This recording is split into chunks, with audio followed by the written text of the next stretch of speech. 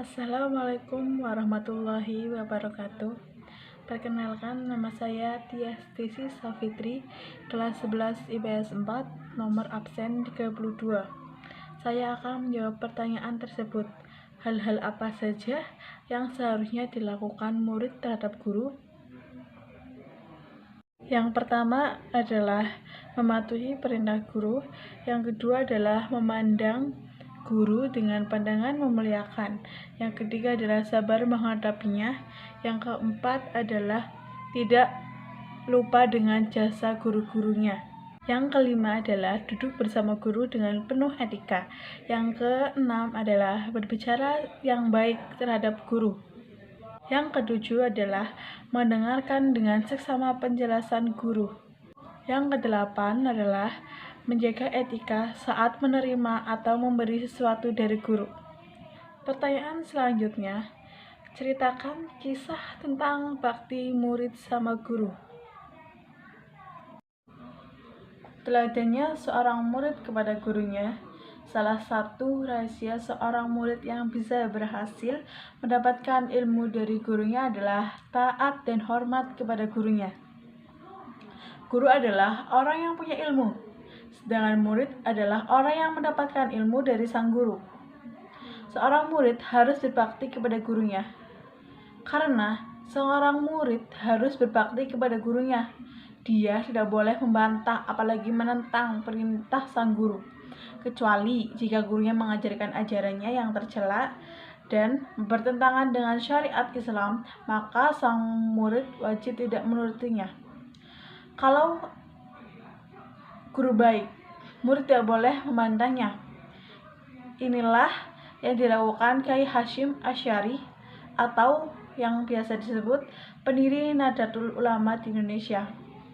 Beliau nyantri kepada Kyai Khalil Bangkalan. Di pondok milik Kyai Khalil, Kyai Hasyim dididik akhlaknya. Setiap hari Kyai Hasyim disuruh gurunya merawat sapi dan kambing. Kyai Hasyim disuruh membersihkan kandang dan mencari rumput. Ilmu yang diberikan Kyai Khalil kepada muridnya itu memang bukan ilmu teoretis, melainkan ilmu pragmatis, langsung penerapan. Sebagai murid, Kyai Hasyim tidak pernah mengeluh disuruh gurunya merawat sapi dan kambing. Beliau terima gurunya itu sebagai khidmat atau penghormatan kepada guru. Beliau sadar bahwa ilmu dari gurunya akan berhasil diperoleh apabila sang guru ridho kepada muridnya. Inilah yang dicari Kyai Hasyim, yakni keridhaan guru. Beliau tidak hanya berhadap ilmu teoretis dari Kyai Khalil, tapi lebih dari itu yang diinginkan adalah berkah dari Kyai Khalil. Kalau anak santri sekarang di model seperti ini, mungkin tidak tahan dan langsung keluar dari pondok. Anak santri sekarang dan lebih mengutamakan mencari ilmu teoretis, mencari ilmu fikih, ilmu hadis, ilmu nahwu, shorof, dan sebagainya. Sementara itu, akhlak-akhlak terapannya adalah kurang diperhatikan. Suatu hari, seperti biasa, Kyai Hasyim setelah memasukkan sapi dan kambing ke kandangnya, Kyai Hasyim langsung mandi dan sholat asar. Sebelum sempat mandi, Kyai Hasyim melihat gurunya. Kyai Khalil termenung sendiri, seperti ada sesuatu yang mengganjal di hati sang guru.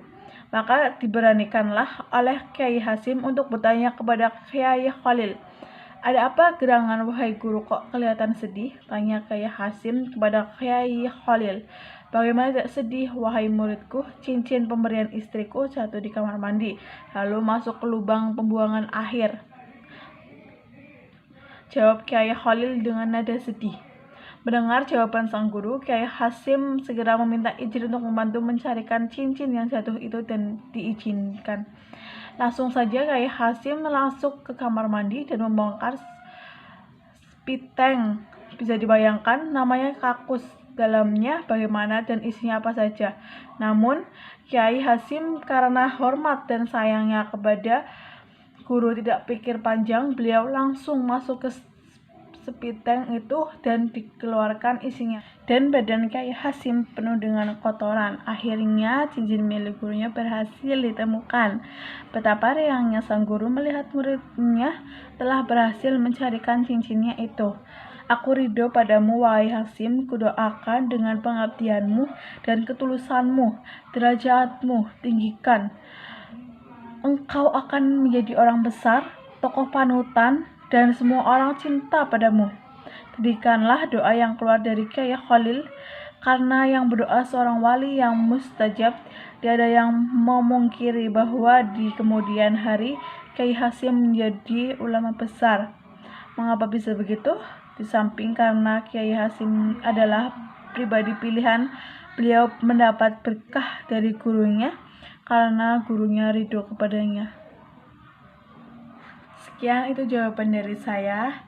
Billahi taufiq wal hidayah. Wassalamualaikum warahmatullahi wabarakatuh.